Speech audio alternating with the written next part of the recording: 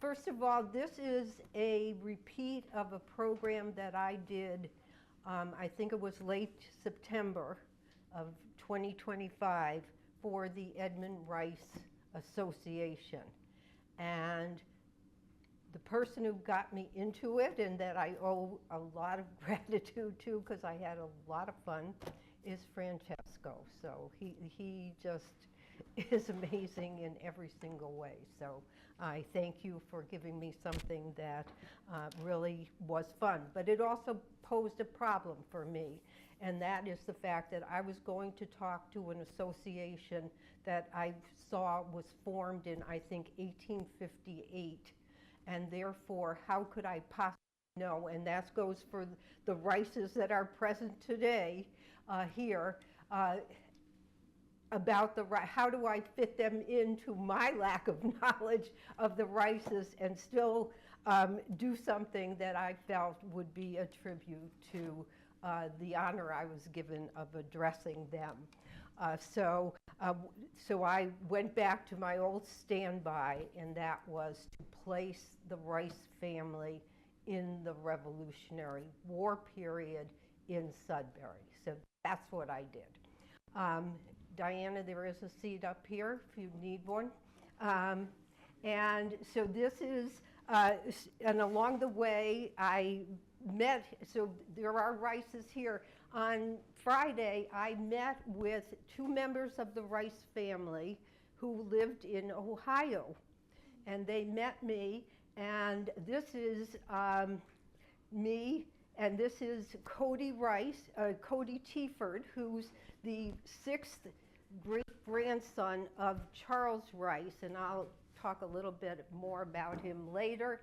And this is at the Rice Spring in Wayland, which is really around the corner from where I live. So very sadly, it is no longer spring-like in any way, shape, or form. And then with Tom and I, he's my media guy tonight, and he is going, and we looked for the Rice Tavern marker, and we found it was on Old Marlborough Road in Maynard, and therefore we found there were 3 Marlborough Roads in Maynard that were not connected to one another. But we finally did find the one, and it is in the Assabet Valley National Wildlife Refuge. So that is the story. The other thing that I need to say is that here I have an audience that is primarily local, with some exceptions, I understand. And the fact is that the Rice Family Association that I addressed was not local. So most of them came from other places. So you will have to actually hear things that you're already very familiar with, but you'll have to bear with me. So with that in mind, I will start and thank everybody for coming, and I thank everybody for inviting me to this very special occasion. I wish I could say I wasn't around when you had your first annual meeting, but I wasn't all that old, but yeah, I was around. But anyway, so the events leading up to and finally culminating in the American Revolution were turbulent ones for the Rice family and the other inhabitants of colonial Sudbury. They would bring about a significant change for the family and for the town they first settled well over 100 years earlier. In this program, I will highlight the decade from 1770 to 1780 and its profound impact on Sudbury and the Rice family. In 1780, Sudbury divided into 2 towns, primarily along the Sudbury River, which had posed an obstacle for travel from one side to the other since its incorporation in 1639. The original site of Sudbury Plantation with Edmund Rice among the founders became East Sudbury, while the more populous and larger land area on the west side retained the name Sudbury. I will return to this separation later. Henceforth, the Rice family would reside in two towns, Sudbury and East Sudbury, for the first time in 140 years. And we still have, the next slide will show you visible reminders.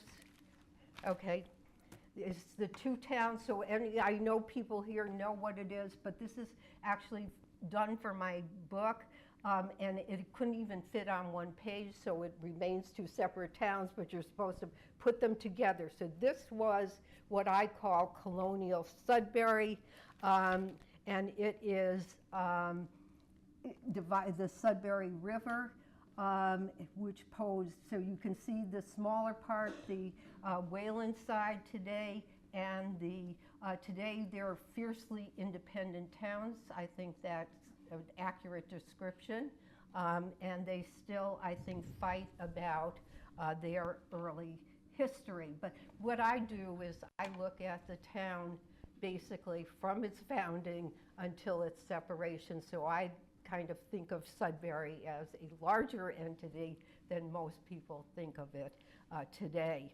But if you look at the next, the next slide is, we still have visible reminders of the Revolutionary era here. Buildings like the Grout Herd House in Wayland Center and the Loring Parsonage, where we are right now, both home to their town's respective historical societies, museums, and the Wayside Inn that stood witness, and that's where the program was held originally, going off to join the fight on April 19, 1775, the first day of the American Revolution. There are remnants of training fields. 7 members of the Rice family, at least that are marked and identifiable, who fought in the Revolutionary War, are buried in either North Cemetery in Wayland or Revolutionary Cemetery in Sudbury. Sudbury in the 1770s was the second largest town in Middlesex County after Charlestown, with about 2,000 residents, with approximately 800 people on the east side and a larger number on the west side. And Boston, just to give you a frame of reference, had about 16,000 people, and that was the largest settlement in New England at that time. And it's even with the 16,000 people, it is a little smaller, I think, than Sudbury is today, just the west side. So there were 250 households, 464 swine, the same number of oxen, and double that of cows growing fat on the rich river meadows. In 1771, there were 452 taxpayers, according to the Massachusetts Town Evaluation Inventory. The Rice family was the largest family represented, with 26 members paying taxes for various kinds of property, including Nathaniel Rice, who was taxed for one enslaved man, the only member of the family who is known to have held human property. It was not a new town, but over 130 years old. Many of the earlier settler families, the Rices, Haynes, Noises, Goodnows, Lokers, and Parmenters, to name a few, had descendants on the muster rolls of the Revolutionary War. While they considered themselves Englishmen, they had been here long enough to equate their rights as Englishmen with the way things worked in America, in Massachusetts, and here in Sudbury. And the next slide will show you these beautiful river meadows. The landscape was different from today's. Some woodlots were needed for building and heating, but primarily the land was kept open for farming. As in the 1600s, local farmers still reaped the bounty of the fertile river meadows to graze their cattle, which enabled them not only to satisfy their needs, but even to become a major supplier of beef to the Continental Army during the Revolutionary War. It was a God-fearing community with two ministers after the second parish, after the early 1720s, one on each side of the river, who wielded considerable power and influence and never failed to point out God's all-pervasive presence. Drought, floods, and disease were signs of God's displeasure and necessitated a call for prayers of forgiveness and repentance.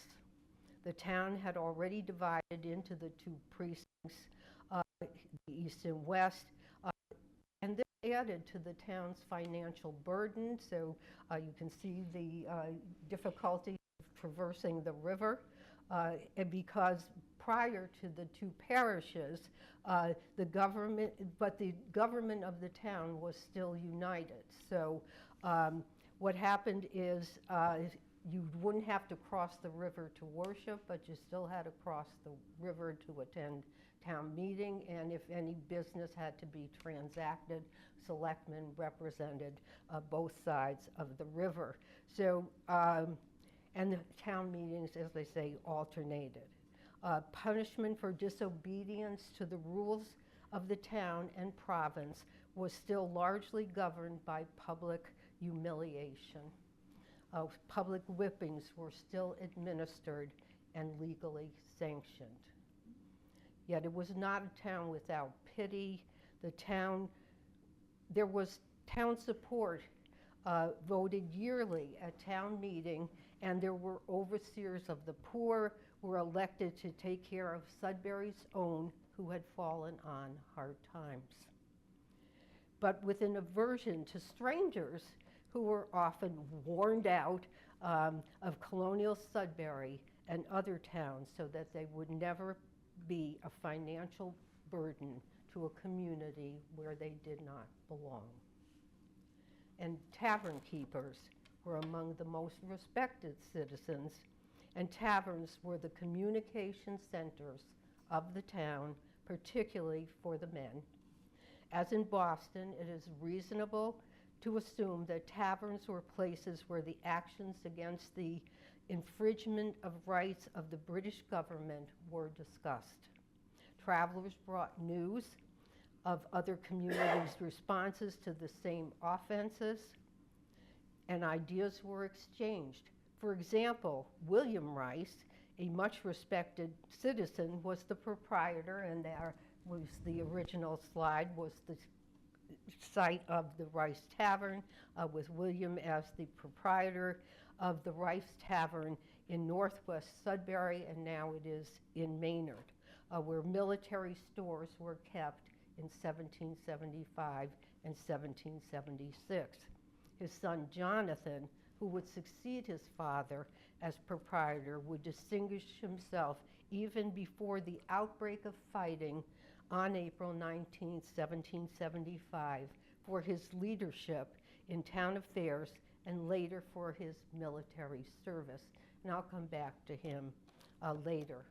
So there were schools for elementary education known as reading and writing schools, and a grammar school, their equivalent of a high school for the few who required higher learning. Both were funded by the town with schedules that accommodated the seasonal needs of farm work. The placement of schools in Sudbury, largely divided by the river, was a contentious issue between the east and west sides.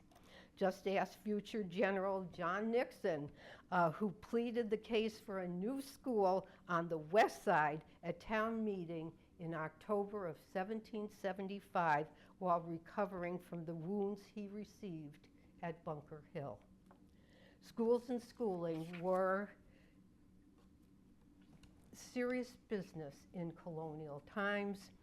required by law in Massachusetts towns going back to the Puritan roots in the 1600s. All were Englishmen, in fact, as well as ancestry. Farmers all, even ministers and schoolmasters, some richer, some poorer, but all mingling together. White men of property enjoyed self-government. They decided on town affairs, debated matters of taxation, and elected representatives to the Massachusetts legislature known as the Great and General Court. Some men were repeatedly elected to town offices and served in various capacities for many years. In the first years of the 1770s, Rice men filled minor offices such as deer reeve or field reeve, elected offices which enforced the laws governing those matters. That would change for members of the Rice family, as the threat of war and the war itself would catapult some of the males into leadership roles in town government. And of course, it was a man's world. Indentured women, indentured servants, enslaved persons expected to follow rules made by white men who owned property, while women largely stayed at home, tending to domestic chores and child rearing. The men in town had obligations to the community they controlled. Town meeting records are filled with payments to individuals and frequent bridge repair for road and frequent bridge repairs, for transporting goods from one town to another, for sweeping the schoolhouse and meeting house, and digging graves. In October 1766, Matthias Rice was paid for repairs to the town bridge. Daniel Rice had provided 2 stones for the bridge in 1765. Men from 16 to 60 were also required to serve in the town's militia, which might be called upon to defend their town from any external harm. Sudbury men, including a number of men in the Rice family, had seen service throughout the French and Indian Wars, which ended in 1763, where they fought under their British commanders. And then the timeline kind of gives you some of the events. No?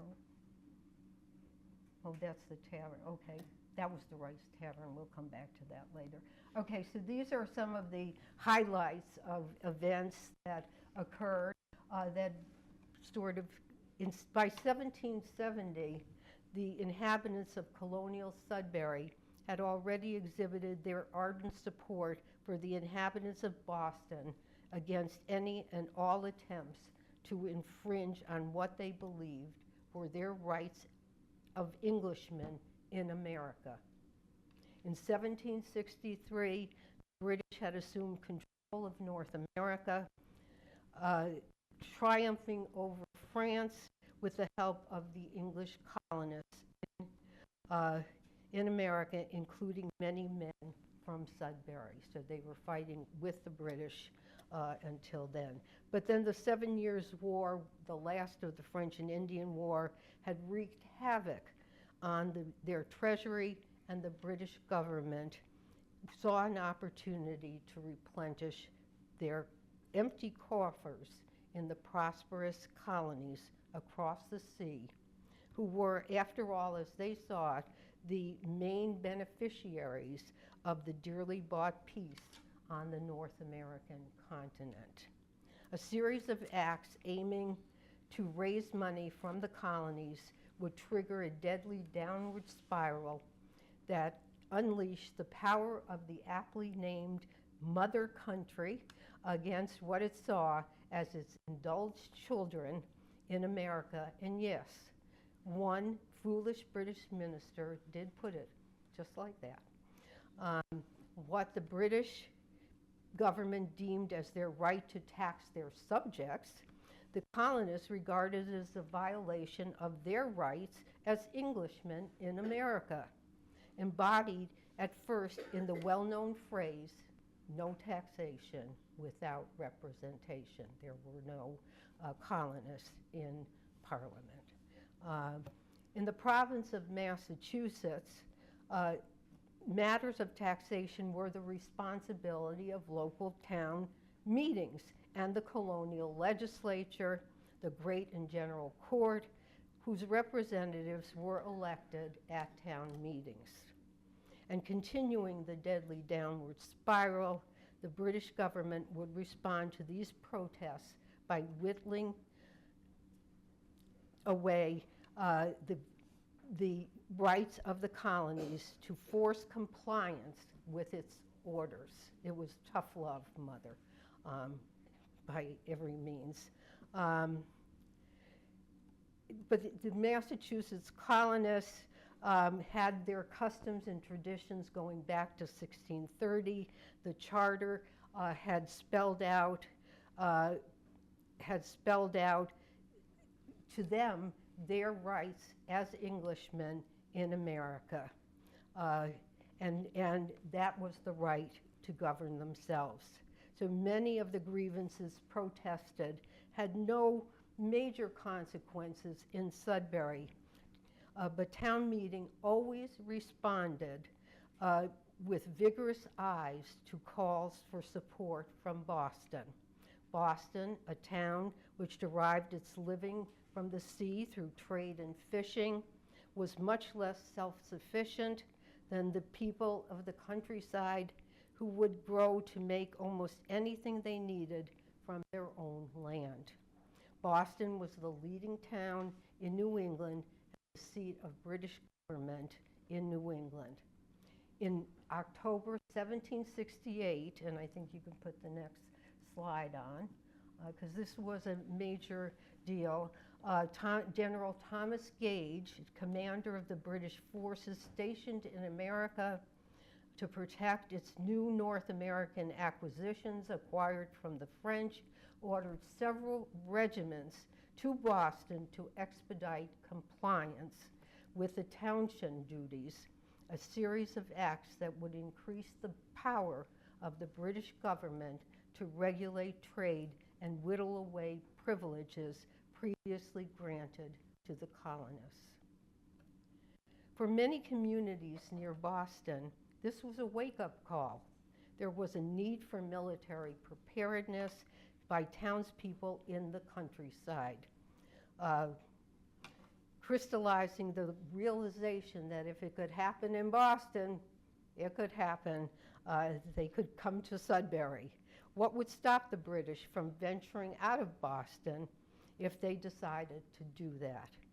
Already these self-reliant and largely self-sufficient men had experienced what I call untrustworthiness. They liked perfidiousness, I like that one, as they called it, of the British government with the imposition of the Stamp Act and other measures to weaken self-government in the colonies. We were all in this together. That spirit, I believe, was the key to arousing the colonies to action and seeing them through 8 years of war. It would only grow with time. Colonial protests could always be counted on to inspire the mother country to show who was in control. Soon after the British troops arrived in Boston, Sudbury town meeting passed the following resolution.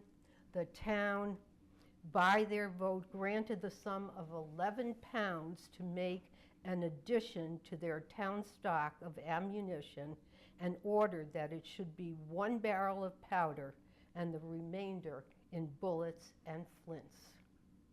And then continuing on, we have the Boston Massacre and the Boston Tea Party. So after the Boston Massacre on March 5th, 1770, passions were again inflamed, and Sudbury town meeting voted to boycott all merchants who violated the boycott of British goods. With the Sons of Liberty and Committee of Correspondence in Boston, fanning the flames, Sudbury Town Meeting in 1771 approved a new powder house and continued to seek arms and ammunition to store here. What were they thinking? And we don't know that the powder house was ever built. I've heard that from people here. The Boston Tea Party in December 1773 would be the last straw for the King and Parliament. The Intolerable Acts, which went into effect in the spring of 1774, imposed the harshest punishments yet on the colonies. The object was to force Boston, whose seaport was the lifeblood of the province, to pay for the destruction of the tea. George III nullified the charter of the province of Massachusetts in May of 1774 and installed General Thomas Gage, formerly the head of British forces in North America, as military governor, effectively placing Massachusetts under martial law. Towns, including Sudbury, could hold only one town meeting a year unless sanctioned by General Gage, who enlisted men loyal to the crown to carry out his orders. Of course, Sudbury soon violated this order and stepped up its military preparations. Massachusetts set up an extra-legal Assembly of Patriots called the Provincial Congress in October of 1774, which expedited the military preparedness of the various towns by creating a rapid response force called Minutemen to reinforce the militia. At least 12 members of the Rice family answered the call on April 19, 1775, marching to Concord as Minutemen and members of the militia. Jonathan Rice, by now the proprietor of Rice Tavern, recently elected selectman, served in the West Side Militia as a lieutenant, making his debut as a town official and future military leader for the first but hardly last time. Even as the town dealt with issues leading to the outbreak of war on April 19, 1775, routine matters predominated at town meetings. In January 1775, while Minutemen and militia trained for impending conflict, town meetings started off with the 9 mundane matters.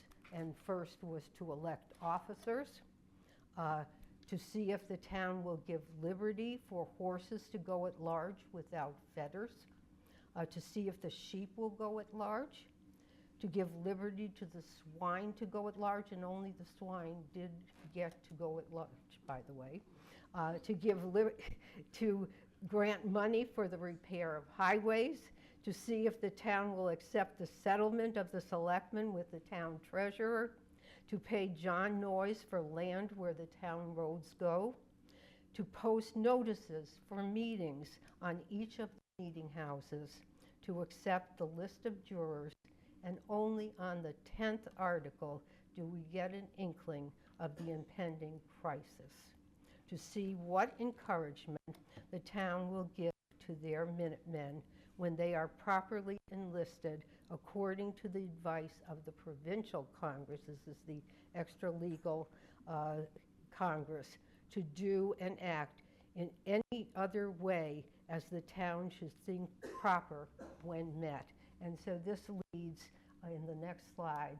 And this is thank you to the Sudbury Historical Society, of course, for providing this. This is the reenactment in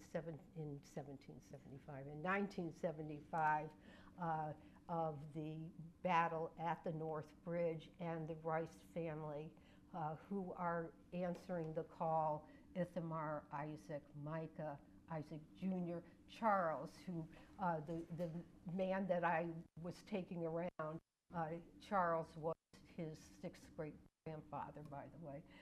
James, Jonas, Nathaniel, Daniel, David, Edmund Jr., and Lieutenant Jonathan, who was Charles's brother. So 3 months after this town meeting, on April 19th, and this is what you see, members of the Rice family answered the call to Concord and engage in the fighting on the first day of the American Revolution. Once the war started, Sudbury and other Massachusetts towns faced challenges that they had never had to contend with before. British occupation of Boston would continue for almost a year until March 1776. However, the demands, so this is Evacuation Day celebrated in Boston or commemorated in Boston along with St. Patrick's Day. But however, the demands on Sudbury's inhabitants continued when the British left Boston and increased the need to quickly adjust to ever-changing circumstances beyond their control. First and foremost was the need for a rural community to balance its local needs with the extraordinary demands of the revolution, which was now taking place. Ministers had to be paid, bridges and roads maintained, schools repaired. All of this had to be weighed along with requests from the Continental Congress and Massachusetts Provincial Congress for men and supplies. In Sudbury, the need to provide monetary incentives for enlistment and comply with quotas imposed on towns for arms and supplies, among other war needs, stressed a town already partially divided to separate before the war ended.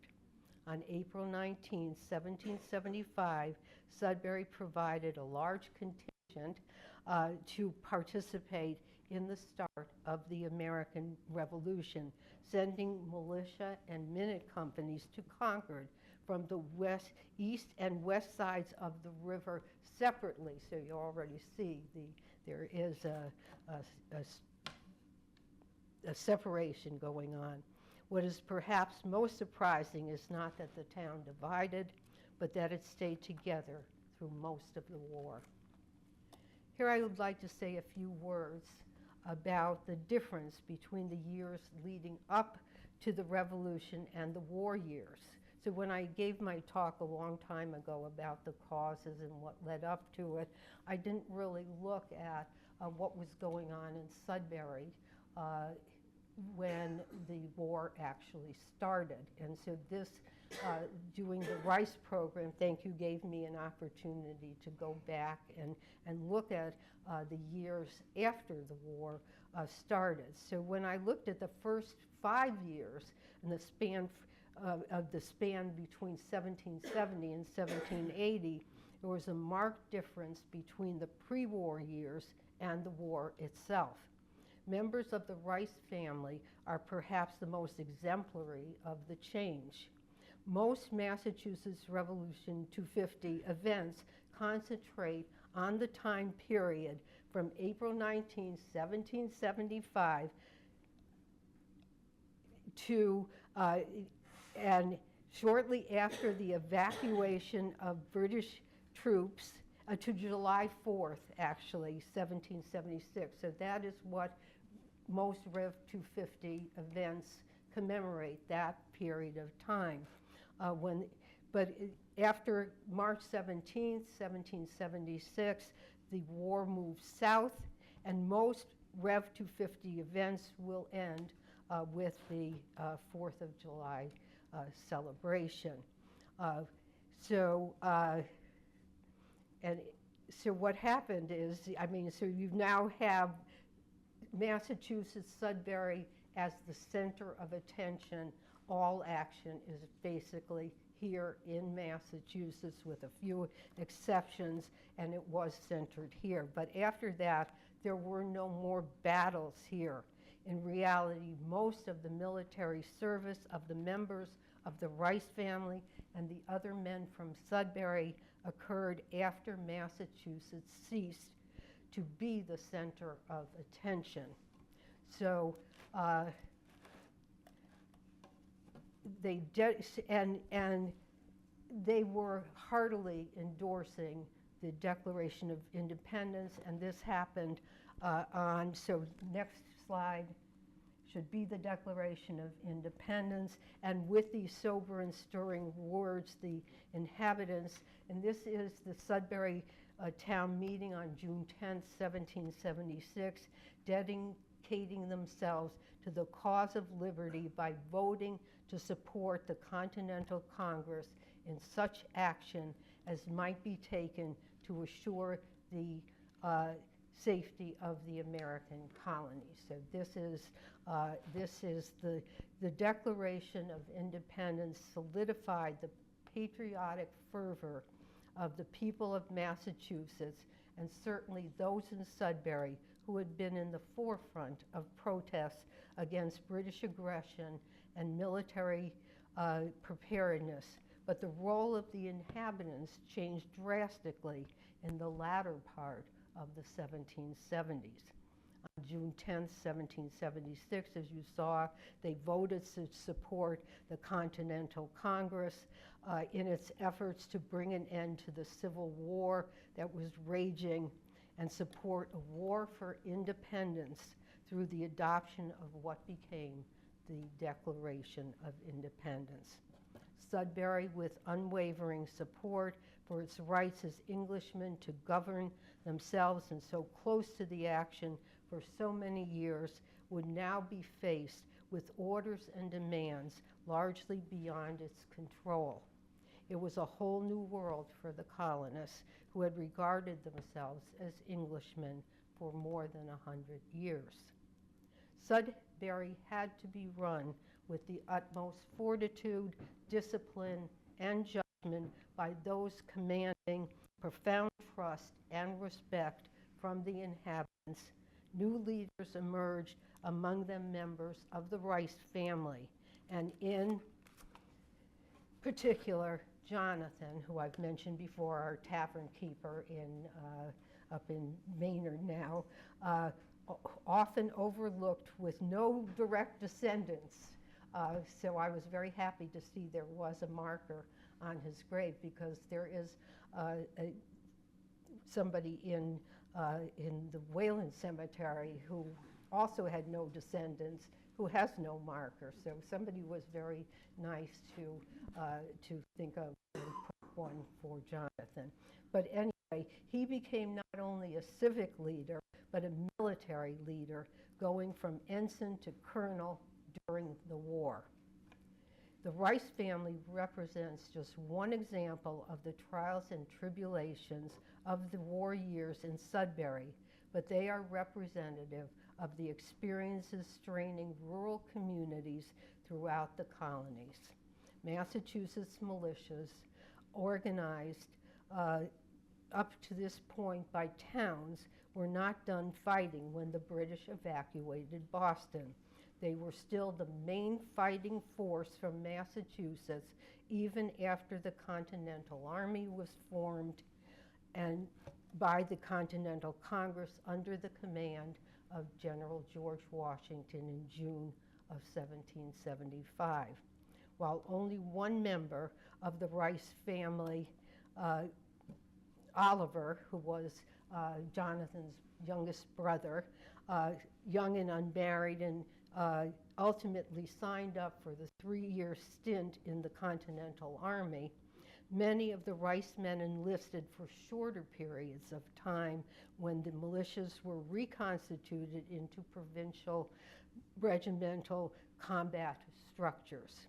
Militia and Minutemen signed up for specific campaigns for short stints when the call for more troops went out, balancing military service with the needs of their farms and families. They filled quotas imposed by either the Provincial Congress or the Continental Congress to bolster the Continental Army, leaving Massachusetts for a specified purpose. Sudbury men served primarily, but not exclusively, in New York State, reinforcing General Washington and the Continental Army. Jonathan, by now a captain, and Nathaniel, for example, took part in the Battle of Saratoga, a watershed event that changed the tide of war. Both Timothy and Solomon Rice lost their lives at Fort Ticonderoga, most likely from smallpox or dysentery. Disease was an even bigger threat to survival, as was combat throughout the Revolutionary War. On the home front, Jonathan Rice, previously mentioned, a son of William, who was the proprietor of the Rice Tavern, was first elected selectman in March of 1775. Obviously active in the Sudbury militia, he already held the rank of lieutenant even before the fighting began. In 1775, he was one of 3 selectmen out of 6 to hold a military title. By March of 1776, a year later, the militarization of town government was well underway. 5 of 7 selectmen, including Lieutenant Rice, held military rank. Lieutenant Rice and Colonel Ezekiel Howe, the proprietor of the Wayside Inn, held few offices in town until then. Their immediate families were more identified with tavern keeping and military support. When Jonathan was too young to take part in the last French and Indian War, many of his family members had, and both Lieutenant Rice and Colonel Howe would take time out of their civic responsibilities to actually go off to join campaigns throughout the war. And so here's the next slide. Will show men, the 2 main, okay, and then next is a muster roll. This is just, okay, and this is the 2 main needs of Sudbury, apart from the need to show, to keep the show running at home in the latter part of the 1770s, were stockpiling and acquiring arms and ammunition. And ammunition was the major weakness of the colonial forces, and enlisting and paying war-weary men for the various campaigns. While Colonel Howe, according to Sudbury town meeting records, seemed to focus his attention on military supplies, Captain Rice was deeply involved in the complicated and unpredictable matter of recruiting enlistees. These increasing demands added considerable financial stress to the town coffers, led to insurmountable difficulties, and hastened the division of the town. And here are a few examples from the town records. In March of 1777, Captain Rice served on a committee to estimate the services of each person in the war. In May 1778, Captain Rice served on a committee to hire 14 men for 9 months' service in the Continental Army, and much of the enlistment needs fell upon Captain Rice, who also seemed to be among those responsible for apportioning the money fairly. And this is the muster roll of people he paid in October of 1778. Captain Rice read the muster roll, an amount that was to go to each soldier besides his own pay for service. Other Rices, Charles, William III, Ithamar, Lieutenant Isaac, Daniel, Israel Jr., Micah, Jonas, and Edmund all received war wages. In the late 1770s, Captain Rice also emerged as the leader of 2 other weighty matters that impacted Sudbury, which for almost 140 years had tended to its own needs. Matters had reached a crisis. The longer the war went on, the need to help the war-wounded, widows, and even families where men were away for extended campaigns, and could not tend their farms increased. Every new campaign required monetary incentives to attract enlistees. If the quotas could not be met, bounties had to be offered to incentivize men from other places to fill those spots. The longer the war went on, the more money was required for enticements. It was the East Side where Edmund Rice originally settled that primarily wanted the separation.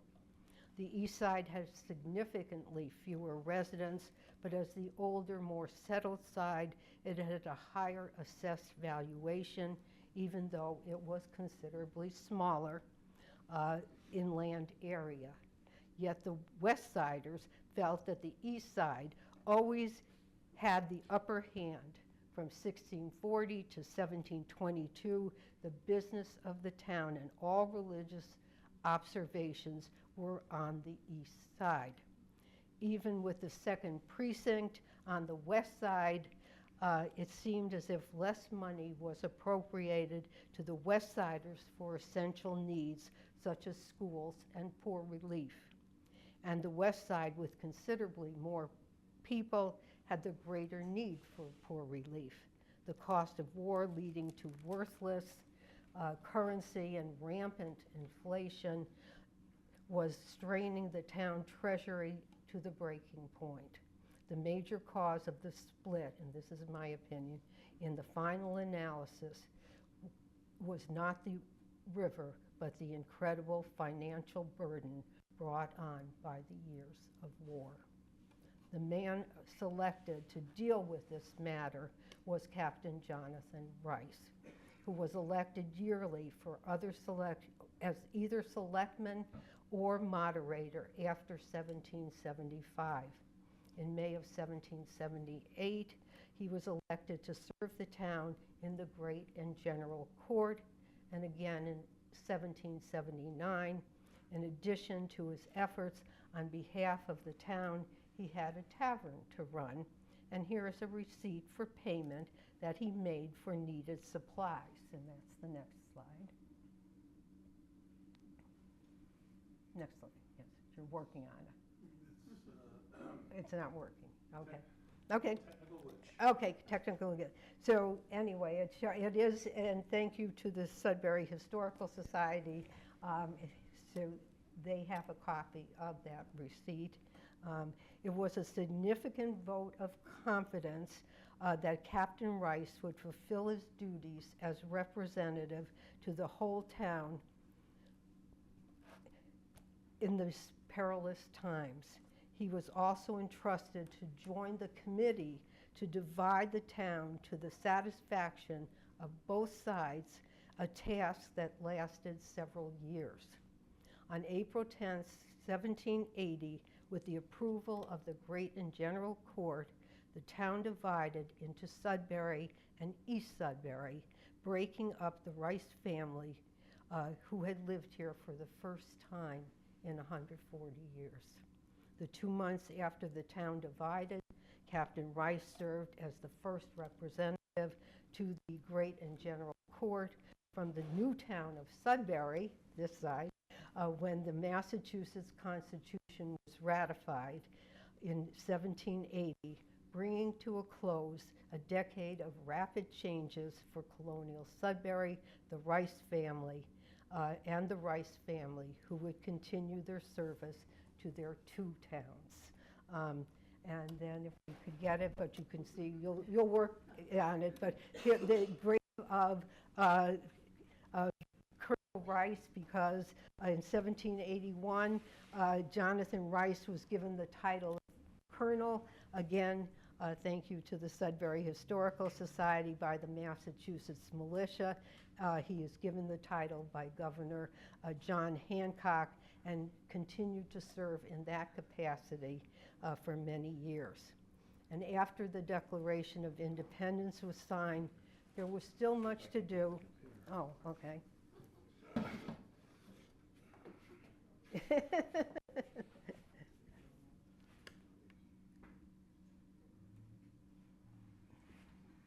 So we're going to get his Okay. It was doing well. But anyway, oh, there was his, that's the receipt. That's the receipt. And then the last is his grave, which is at Revolutionary Cemetery. Beautifully now with its new kiosk, and I think a lot of the credit goes to Ellen, so who didn't take it for herself. And there is the paper that does designate Colonel Rice as a colonel by Governor John Hancock. So he continued to serve the town in this capacity as a militiaman for many years, going into the 1780s and 90s. And after the Declaration of Independence was signed, there was still much to do before the Rice family and other inhabitants of Sudbury could enjoy the promise of life, liberty, and the pursuit of happiness that they had fought for so long.